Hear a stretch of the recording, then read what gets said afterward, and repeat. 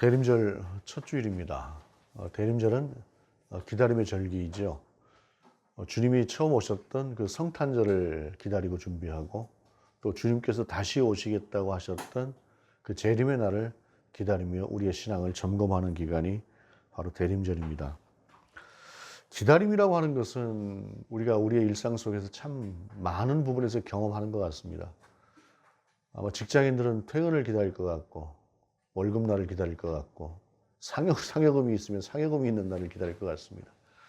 저는 어렸을 때 아버지가 집에 들어오실 때 손에 뭘 들고 오실까라고 하는 것들을 기다렸던 기억도 있고 이런저런 참 기다림의 기억들이 참 많이 있습니다. 근데 어느 순간인가 이제 기다림이 별로 없어지는 것 같아요. 뭐 별로 기대할 것도 없는 것 같고 뭐 이런 좀 매너리즘에 빠졌다고 할까? 그런 삶을 사는 것 같다라고 하는 생각을 하는데 사람이 무엇을 기다리고 누구를 기다리는가라고 하는 것이 참 중요하겠죠. 어떤 소망, 희망 이런 것들을 갖고 살아간다고 하는 것은 참 대단히 중요한 이야기인데 세상에 있는 그 모든 것들이 기다림이라고 해서 그 기다림이라고 하는 것이 기다리는 동안에 설레임도 있고 하지만 막상 그 모든 것들 기다림이라고 하는 것이 완성되었을 때 그것이 우리가 기대하고 소망했던 것만큼 우리 가운데 기쁨을 주고 완전성을 주는 것은 아닌 것 같습니다. 오직 우리 주 예수 그리스도만이 온전한 것들을 우리 가운데 주실 수 있죠. 그러면서 우리가 이제 주님을 어떻게 기다리고 있는가, 우리는 그 주님께 대해서 어떤 믿음으로 기다리고 있는가라고 생각을 할 때에 사실은 이제 우리가 믿음의 그 실체, 우리의 상황이라고 하는 것이 명확하게 딱 보여지는 그런 것만은 아니에요. 우리 주님을 기다릴 때 주님이 막 너무 우리 가운데 가깝고 그리고 내가 너무 주님을 잘 알고 뭐 이런 것이라기보다는 믿음이라고 하는 것을 통해서 그리고 또 오랜 시간 동안 주님과의 교제를 통해서 우리가 알고 있는 그 주님을 우리가 가지고 있는 신앙, 그 나름대로 신앙으로 기다리는 것인데 그 기다림이라고 하는 것이 참 어떤 면에서 보게 될 때는 분명히 한계도 있습니다. 예를 들자면 그런 것이죠. 메시아를 기다렸던 것은 2000년 전에 살았던 이스라엘 사람들 모두의 기다림이었습니다. 그런데 그들이 정작 예수님께서 오셨을 때 그 예수님을 몰랐던 것이죠. 메시아로 몰랐어요. 메시아인가 하고 호산나 호산나 하기도 했지만 그러나 그 뒤로 그들은 그 메시아로 오셨던 주님을 잘 모르고 십자가에 못 박고 죽이기까지 했습니다. 우리는 어떤 면에 있어서 보게 되면 그들과 다르지 않은 정확하게 주님을 이해하고 인식하고 있지 못한 그러한 모습이기도 합니다. 그렇게 호산나 호산나 했던 자들이 나중에 돌로 치라 죽이라 십자가에 매달으라 했다고 해서 그것으로 다 끝난 것은 아니잖아요. 우리 주님께서 십자가에 달려 죽으심으로 말미암아 그들 모두가 살 수 있는 길을 열어주셨던 것들을 우리가 성경을 통해서 확인하고 있지 않습니까? 우리의 믿음도 그렇습니다. 우리가 무엇을 기다리는가 그 기다림에 대한 어떤 정체성이라고 하는 것이 분명하고 정확한 것은 어떤 면에서 보면 아닐 수 있지만 그럼에도 우리의 믿음으로 우리의 신앙으로 그 주님을 바라고 기다릴 때 우리에게 은혜를 베풀어 주시는 그 하나님께서 그 주님께서 우리를 받아주시고 우리를 당신의 사람으로 세워가는 그러한 것들이 바로 우리가 주님을 믿는 믿음이고 또한 우리가 이 기다림을 통해서 확인되어지는 그러한 과정이다라고 할 수 있겠습니다. 그러나 분명한 것은 무엇이냐면 우리가 좀 더 주님 앞에 가까이 나아갈 때 그리고 그 주님과 더 가까워졌을 때 우리는 우리가 기다리는 그 주님을 좀 더 친밀하고 가깝게 느낄 수 있는 것임도 분명합니다. 희망을 잃어버린 세대라는 말을 하는 것 같습니다. 희망이 없는 세대. 우리 시대는 정말 어떤 희망이 있는가라고 하는 게 그런 면에 있어서 참 부정적인 이야기들을 많이 합니다만 그럼에도 불구하고 우리는 예수 그리스도로 말미암아 분명히 희망이 있는 사람들입니다. 희망이 없다는 것은 지옥입니다. 단테 신곡에 있어서 지옥편을 보게 되면 지옥에 들어온 모든 사람들에게 이런 글귀가 써 있다고 하죠. 이제 너희에게 희망은 없다. 이 지옥을 벗어날 수 있는 것이 방법이 없다는 것이죠. 지옥도 힘든데 그 지옥을 벗어날 방법이 없는 영원한 지옥에 살아야 된다고 하는 그 희망이 없는 그 상황은 지옥 자체를 더욱더 끔찍하고 힘들게 만들 것이다 라고 생각을 합니다. 그러나 우리가 살아가고 있는 이 세대가 이 시대가 비록 힘들고 고단할지라도 우리 가운데 온전한 희망이 있고 온전한 소망이 있다고 한다면 그 시대는 그래도 견딜 만한 시대일 것이라고 생각을 합니다. 오늘 에레미야를 통해서 주셨던 말씀도 그 힘들고 고단했던 시대에 그럼에도 소망을 주셨던, 그럼에도 희망을 주셨던 그 말씀을 우리 가운데 전하고 있는 것입니다. 1절을 보게 되면 에레미야가 아직 시위대 뜰에 갇혀 있을 때에 여호와의 말씀이 그에게 두 번째로 임하니라 이르시되 라고 말씀하고 있는데, 시위대 뜰에 갇혔다라고 하는 것은 경호대, 그러니까 왕의 측근 경호대가 있는 그 경호대의 뜰에 갇혔다라는 것이니까 아주 특별한 감옥에 갇혔다는 것이죠. 예를 들자면 절대 도망을 갈 수가 없는 그런 곳이라거나 하는 그런 곳에 지금 에레미야가 갇혀 있는데, 에레미야는 여러 번 감금이 됐었어요. 시위대 뜰에도 뭐 2번이나 감금이 됐었고, 톡을 5개도 감금이 됐었고, 빈 우물, 그러니까 우물이 말라버린 그 우물에다가 에레미야를 가둬놓기도 했었고 해서 여러 번 에레미야는 갇혔던 경험을 가지고 있습니다. 그 여러 번 갇혔던 것만큼이나 에레미야처럼 힘들고 아픈 사역을 감당했어야 되는 그러한 선지자도 거의 없을 것 같습니다. 오늘 본문에 나오는 이 상황이라고 하는 것은 주전 587년이에요. 그러니까 예루살렘이 망하는 해입니다. 예루살렘이 완전히 망해버리는 그 해인데, 그 해에도 여전히 에레미야는 곧 망하는데 뜰에 갇혀 있어요. 그리고 느부갓네살이 이제 바벨론 왕이 되어서 8년 정도 그렇게 되어 있었던, 왕으로 있었던 그 시기인데, 예루살렘을 치러 와서 1년 동안을 예루살렘을 포위하고 있었습니다. 1년 동안을 포위하고 있었으니까 예루살렘으로 들어가는 모든 물자도 없는 상태고, 그래서 예루살렘은 아주 곤궁한 중에 있는데, 그러한 상황 중에도 이제 이 공성전이라고 하죠. 그때 바벨론의 느부갓네살 쪽은 이제 예루살렘 성이 쉽게 정복하기가 힘드니까 예루살렘 성만큼이나 높은 토성을 옆에다 쌓아놓고 그 이제 예루살렘 성으로 곧 진격해 들어가려고 하는, 이제 곧 예루살렘 성이 떨어지기 바로 직전에 있는 그런 상황 가운데 있는 상황이 바로 이 상황이었다는 것입니다. 특별히 에레미야가 이렇게 여러 번 감옥에 갇혔던 이유는 무엇일까요? 그 이유는 한 가지입니다. 그것은 뭐냐면, 이스라엘에 있는 모든 사람들은 우리는 절대로 바벨론에게 포로가 되지 않을 것이다, 우리는 바벨론에 망하지 않을 것이다 라고 하는 그런 나름대로의 확고한 신념을 가지고 있었어요. 그 신념의 배경에는 무엇이 있느냐? 지난번에 한번 말씀을 드렸지만은 예루살렘에는 성전이 있죠. 성전은 하나님이 계신 곳입니다. 하나님이 계신 곳이라고 하는 것은 하나님이 지키고 있는데, 누가 어떻게 감히 하나님의 성전이 있는 이 예루살렘을 무너뜨릴 수 있을 것이냐라고 하는 그런 생각을 하고 있었던 것이죠. 그런데 거기다 대고 에레미야가 하는 말이, 아니다, 이 성이 망할 것이다, 바벨론의 포로가 될 것이다 라고 하는 말들을 계속해서 하니까 사람들 생각해 볼 때는 저거 뭐 하는 사람인가 하는 생각을 하지 않았겠습니까? 여러분, 이제 우리가 사는 이 대한민국을 놓고도 보십시다. 누군가가 나와서 대한민국이 곧 망할 것이다 라고 이야기를 하게 되면, 우리가 지금 현재 대한민국이라고 하는 이 나라가 운영되는 체제 자체가 썩 그렇게 마음에 들지는 않는다고 할지라도, 그럼에도 불구하고 누군가가 이 대한민국이 곧 망할 것이다 라고 이야기를 한다고 한다면 그 사람을 향해서 그렇게 좋은 시각을 갖지는 않을 것 같습니다. 그런데 중요한 것은 에레미야는 하나님의 음성을 듣고 하나님의 말씀하시를 들은 상태에서 예루살렘이 망할 것이라고 이야기를 한 것이고, 예루살렘이 망하지 않을 것이라고 하는 사람들은 오늘로 말하자면 신학과도 같은 것입니다. 하나님이 계신 성전이기 때문에 망할 수가 없는 것이다라고 하는 나름대로의 확고한 신념을 갖고 있었던 것이죠. 어찌 보게 되면 이와 같은 신념은 오늘날 우리가 이야기하고 있는 믿음이라고 하는 부분하고 어떤 차이가 있을까 하는 생각을 해봅니다. 믿음이 있으니까 우리는 분명히 하나님 앞에서 구원을 받아. 그런데 여러분, 마태복음 25장에 보게 되면 믿음이 있었던 것으로 보이는 그 사람들을 우리 주님이 모르신다고 하기도 해요. 그러므로 믿음이라고 하는 것이 과연 무엇이냐? 입술로 고백하는 것, 내 생각 속에서 주님을 인정하는 것, 그것만이 과연 믿음이냐라고 하는 것은 아니다라는 것이죠. 믿음은 이 생각과 삶이라고 하는 것이 함께 가는 것이 믿음이지, 생각만 있는 것은 믿음이 아닙니다. 입술만 있는 것은 믿음이 아니라는 말이죠. 이스라엘 사람들도 마찬가지였습니다. 그들이 그런 생각을 가질 수 있으나 그들이 어떻게 하나님 앞에서 범죄하고 잘못했는가라고 하는 것들에 대해서는 전혀 그들이 생각을 하고 있지 않았던 것이죠. 내 아버지니까, 내 어머니니까 내가 무슨 짓을 해도 우리 아버지 어머니는 나를 용서하실 것이다. 어떠한 경우에도 아버지 어머니가 나에 대한 사랑을 포기하지 않으실 것이라고 하는 것은 맞는 말이지만, 그러나 어떠한 상황에서 용서하실 것이다라고 하는 말은 다른 말이에요.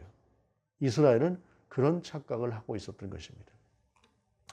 5절에 보게 되면은 내가 나의 노여움과 분함으로 그들을 죽이고 그들의 시체로 이 성을 채우게 하였나니 이는 그들의 모든 악행으로 말미암아 나의 얼굴을 가려 이 성을 돌아보지 아니하였음이라 라고 말씀하고 있습니다. 이스라엘이 지금 결사항전을 하고 있고 저들을 향해서 결사적으로 싸우려고 하고 준비를 하고 있고 그렇게 싸우고 있지만, 그러나 나는 이미 이 성을 버리기로 했다라고 하는 것이 5절에 있는 우리 하나님의 말씀입니다. 너희가 아무리 노력을 한다고 해도 나는 이미 너희를 버렸다라고 하는 것이 하나님의 말씀이라는 것입니다. 그리고 그 해에 실제로 예루살렘이 함락됩니다. 처참하고 참담하게 함락이 됩니다. 여러분, 우리가 믿음이 있다라고 하는 것은 분명하죠. 그러나 그 믿음이라고 하는 것이 과연 어떤 것인가? 대림절은 그것을 한번 하나님 앞에서 점검하는 시간이 되어야 되는 것입니다. 무턱대고 나는 믿습니다. 그것이 만병통치약은 아니다라고 하는 것을 기억할 필요가 있습니다. 바로 그 순간에 이제 멸망 직전이에요. 오늘 본문을 보게 되면 멸망 직전의 상황 가운데 우리 하나님께서 에레미야에게 주시는 말씀이 2절, 3절에 이 일을 행하시는 여호와, 그것을 만들며 성취하시는 여호와, 그의 이름을 여호와라 하는 이가 이와 같이 이르시도다 라고 말씀을 하세요. 앞에 서론이 깁니다. 행하신다라고 하는 것은 아사, 성취하신다는 말은 아차르, 세우신다는 말은 쿤이라고 하는 히브리어인데, 이 말씀은 창조와 관련된 말씀입니다. 하나님의 창조와 관련된 말씀이에요. 즉 하나님께서 이 세상을 통치해 가시는 것은 우리가 생각하는 어떤 기승전결의 방법하고 전혀 다를 수 있다는 것입니다. 우리는 무엇인가 있는 상태에서, 우리가 무엇인가를 창조한다고 해도 무엇인가 있는 상태에서 그것을 통해서 무엇인가를 만들어내요. 그러나 하나님은 아무것도 없는 상태에서도 만들어내시는 분이 하나님이십니다. 물론 무엇이 있다고 해서 무엇인가를 제대로 만들 수 있는 능력을 가진 것도 아니지만, 아무리 사람이 뛰어난 능력을 가지고 엄청나게 위대하다 할 만한 것들을 만들어낸다고 해도 하나님과는 비교할 수 없는 것이, 하나님은 아무것도 없는 상태에서 무엇인가를 만들어내시는 분이 하나님이시라는 것이죠. 그래서 시간도 공간도 하나님 앞에서는 의미가 없는 것입니다. 우리만 제한이 되는 것이죠. 바로 그 창조의 단어를 사용하시면서 하나님께서 창조하시는 당신의 섭리를 가지고 지금 이 역사 가운데 개입하고 있다라고 하는 것을 말씀하시는 것입니다. 그러면서 너는 내게 부르짖으라, 내가 내게 응답하겠고 내가 알지 못하는 크고 은밀한 일을 내게 보이리라 라고 말씀하고 있습니다. 이 말씀은 무슨 말씀이십니까? 당신의 계획이 있다는 말씀이죠. 크고 은밀한 일이라고 하는 것은 그저 단순한 것이 아니라 이 모든 역사의 과정을 통해서 깊고 길게 넓게 우리 하나님은 당신의 뜻을 따라서 준비하고 계신 것이 있다라고 하는 것을 말씀하시는 것입니다. 그러면서 네가 내게 부르짖어서 그것을 알으라라는 것입니다. 그런데 그렇게 말씀하시는 하나님께서는 곧바로 그 은밀한 것이 무엇인가라고 하는 것을 말씀하세요. 우리가 6절부터 보게 되면, 우리가 6절부터 11절까지 우리 함께 한 목소리를 한번 읽어보십시다. 6절부터 11절까지 좀 긴 본문입니다만은 함께 읽습니다. 시작. 그러나 보라, 내가 이 성읍을 치료하며 고쳐 낫게 하고 평안과 진실이 풍성함을 그들에게 나타낼 것이며, 내가 유다의 포로와 이스라엘의 포로를 돌아오게 하여 그들을 처음과 같이 세울 것이며, 내가 그들을 내게 범한 그 모든 죄악에서 정하게 하며 그들이 내게 범하며 행한 모든 죄악을 사할 것이라. 이 성읍이 세계 열방 앞에서 나의 기쁜 이름이 될 것이며 찬송과 영광이 될 것이요, 그들은 내가 이 백성에게 베푼 모든 복을 들을 것이요, 내가 이 성읍에 베푼 모든 복과 모든 평안으로 말미암아 두려워하며 떨리라. 여호와께서 이와 같이 말씀하시니라. 너희가 가리켜 말하기를 황폐하여 사람도 없고 짐승도 없다 하던 여기 곧 황폐하여 사람도 없고 주민도 없고 짐승도 없던 유다 성읍들과 예루살렘 거리에서 즐거워하는 소리, 기뻐하는 소리, 신랑의 소리, 신부의 소리와 및 만군의 여호와께 감사하라. 여호와는 선하시니 그 인자심이 영원하다 하는 소리와 여호와의 성전에 감사제를 드리는 자들의 소리가 다시 들리리니 이는 내가 이 땅에 포로를 돌려보내어 지난 날처럼 되게 할 것임이라. 여호와의 말씀이니라. 아멘. 즉 하나님의 징계는 회복을 위한 징계다라고 하는 것을 말씀하는 것이죠. 여러분, 징계라고 하는 것은 그 목적이라고 하는 것이 징계 자체, 벌을 주기 위해서 주는 징계가 있겠지만 그러나 그 징계는 무엇인가 그 사람을 바로 세우기 위해서 주는 징계도 있습니다. 하나님께서는 지금 이 이스라엘이라고 하는 이 땅이 그냥 용서를 해가지고는 도저히 그들이 회복이 될 수가 없다라고 하는 그러한 상태에 이르렀기 때문에 그들을 아주 처참하고 참담한 고통의 시간들을 통해서 그들이 돌이킬 수 있는 그러한 계기를 하나님께서는 지금 주시고자 하는 것이에요. 그 상황이라고 하는 것이 이스라엘 입장에서는 너무나 뼈가 아프고 도저히 이해가 되지 않고 너무도 고통스러운 시간이겠지만 그러나 그 시간을 거치지 않으면 이스라엘은 더 이상 방법이 없는 상태였어요. 그들은 느긋하게 하나님께서 모든 것을 다 치유하실 것이다, 회복하실 것이다, 용서하실 것이다 하는 그런 생각을 하고 있었다라는 것입니다. 그저 우리가 그냥 하나님께 잠깐 돌이켜서 회개하고 돌아가면 하나님은 뭐 언제든지 우리를 용서해 주시는 분이시지 라고 하는 정도의 생각을 하고 있으므로 그들이 살고 있는 그들의 삶의 자리를 돌이키려고 생각을 하지 않고 있는 그러한 상황에 빠져 있었다는 것입니다. 그래서 하나님 앞에서는 하나님께서는 그들에 대한 징계라고 하는 것이 대단히 크게 그들 가운데 임할 수밖에 없다라고 하는 것을 아픔 가운데 준비하셨다라고 볼 수가 있을 것입니다. 그러나 그 상황들을 통해서 하나님께서는 결국엔 그들을 다시 회복시켜 줄 것이다. 도저히 가능성이 없고 어디서 이 땅이 회복될 수 있겠나라고 하는 그 참담한 상황이 되었을지라도 그 땅을 다시 하나님께서 회복시킬 것이다 라고 하는 것이 방금 우리가 함께 읽었던 말씀입니다. 그리고 이어서 본문을 보게 되면 12절, 13절에 보게 되면 만군의 여호와께서 이와 같이 말씀하시니라. 황폐하여 사람도 없고 짐승도 없던 이곳과 그 모든 성읍에 다시 목자가 살 곳이 있으리니 그의 양떼를 눕게 할 것이라. 산지 성읍들과 평지 성읍들과 네겝의 성읍들과 베냐민 땅과 예루살렘 사면과 유다 성읍들에서 양떼가 다시 계수하는 자의 손 아래로 지나리라. 여호와께서 말씀하시니라. 이 말씀은 우리가 좀 더 깊게 살펴보게 되면 굉장히 독특한 본문이라고 할 수가 있습니다. 왜냐하면은 하나님께서는 이스라엘을 다시 세우실 때 왕을 세우고 그 왕을 통해서 백성을 다스리게 하는 그 땅을 약속하시지 않습니다. 그 땅을 약속하시지 않고 목자와 양의 관계로 설명을 하고 계시는 것입니다. 이것은 에스겔서에서도 비슷한 것이 나옵니다. 우리가 에레미야, 에스겔 같이 읽었으니까 기억하시는 분은 기억하실 수도 있을 것입니다. 그런데 목자와 양의 관계와 왕과 백성의 관계는 무엇이 다를까요? 왕은 통치하는 자고 지배하는 자고 정복하는 자입니다. 다스리는 자인데 거기 중심에는 왕이 있습니다. 왕권이라고 하는 것이 가장 중요한 것이죠. 그렇기 때문에 백성보다 왕이 더 우선할 수밖에 없습니다. 그러므로 왕은 백성을 위해 존재하는 자지만 결국에는 왕을 위해서 왕이 필요한 그런 상태로 나라가 가버릴 수밖에 없는 것입니다. 그러나 목자는 다릅니다. 목자로서 최선을 다하는 삶을 살아왔던 다윗이 그래서 시편 23편을 통해서 여호와는 나의 목자시니 내게 부족함이 없으리로다 라고 하면서 그 목자에 대해서 시를 썼던 것이 시편 23편의 내용입니다. 목자는 그런 존재입니다. 우리 주님도 말씀하십니다. 누가복음 15장과 마태복음에도 말씀하고 있겠지만은 100마리의 양 중에서 한 마리의 양을 잃어버렸을 때 목자는 그 한 마리의 양을 포기하지 않는다는 것이죠. 끝까지 찾아서 그 양을 찾아 가지고 온다는 것입니다. 이것이 목자라는 것입니다.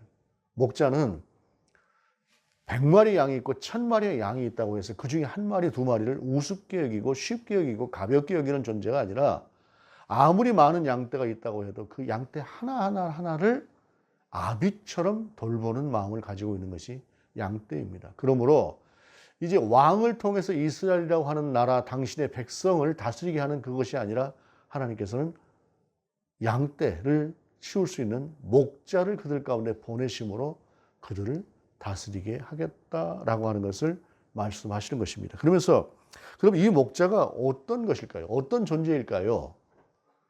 이 역사라고 하는 것이 예를 들어서 이들이 70년간 포로 생활을 하고 돌아와서 곧바로 어떤 목자가 세워지면서 그들을 끌고 갔던 것은 아닙니다. 이스라엘이 그렇게 쉽게 그렇게 깨닫지도 못하는 것이고요. 본문은 그래서 이렇게 이야기를 합니다. 그날 그때에 15절에 그날 그때에 어느 날인지 모르겠으나 내가 다윗에게서 한 공의로운 가지가 나게 하리니 그가 이 땅에 정의와 공의를 실행할 것이라. 그날에 유다가 구원을 받겠고 예루살렘이 안전히 살 것이며 이 성은 여호와는 우리의 의라는 이름을 얻으리라. 다윗은 이스라엘이 가장 흠모하는 왕이지요. 흠모하는 왕인데 다윗의 자손이라고 하는 그 메시아를 통해서 이 일을 이루겠다라고 하는 것입니다. 이것을 이스라엘은 그래서 왕이라고 생각을 했던 것이죠. 다윗의 가지에서 나는 존재가 왕이다.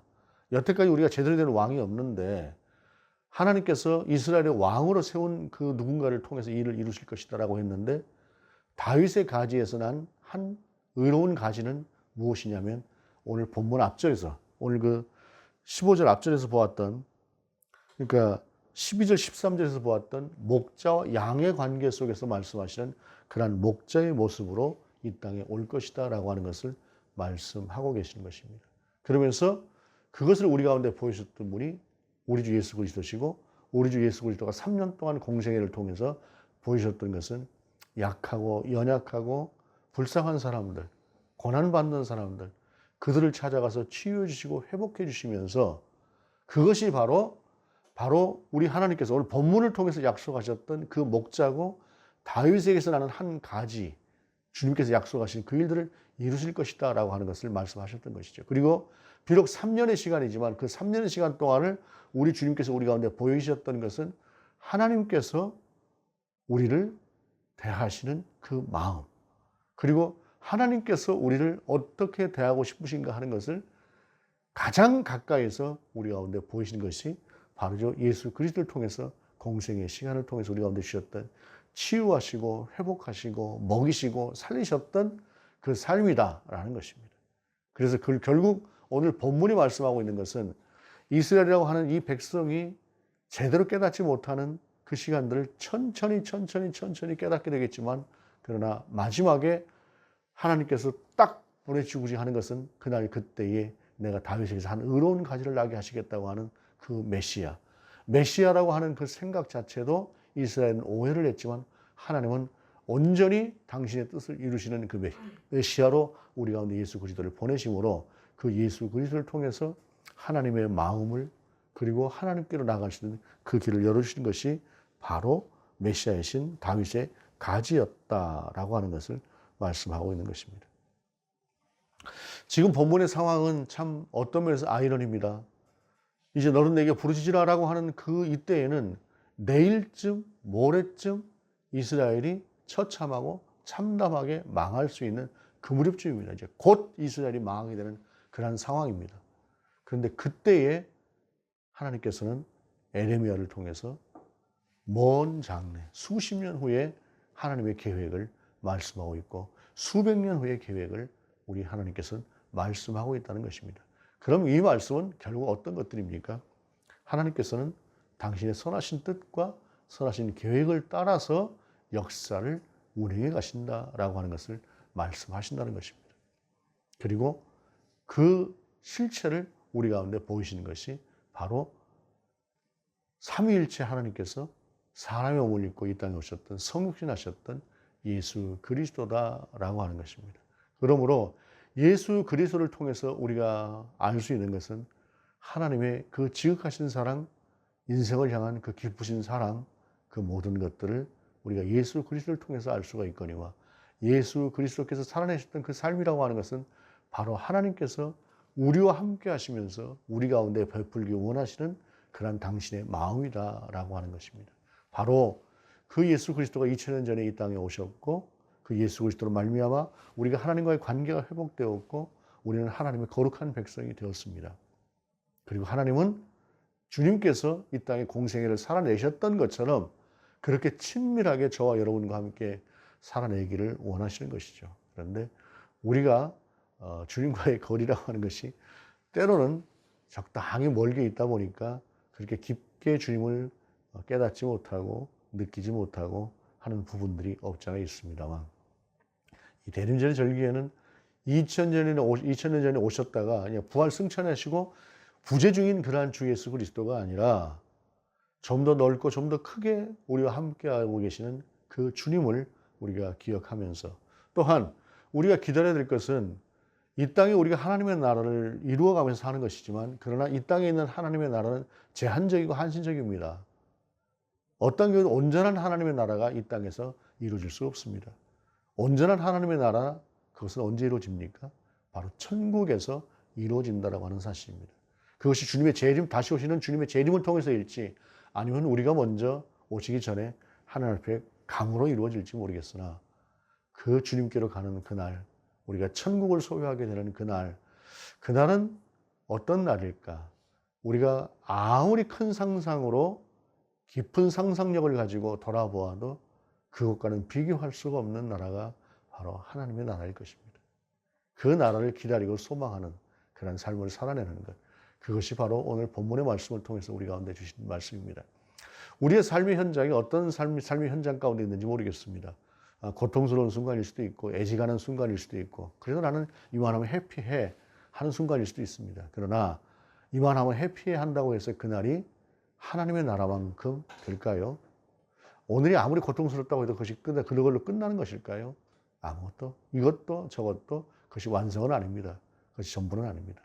우리 하나님께서 우리 가운데 보시고자 하는 그날, 그 땅, 그 시간들을 바라보면서 예수 그리스도를 통해서 우리 가운데 주시고자 했던 그 하나님의 놀라운 사랑과 섭리와 비전들을 우리가 다시 한번 회복하고 주 앞에서 설 수 있는 저와 여러분 되기를 원합니다.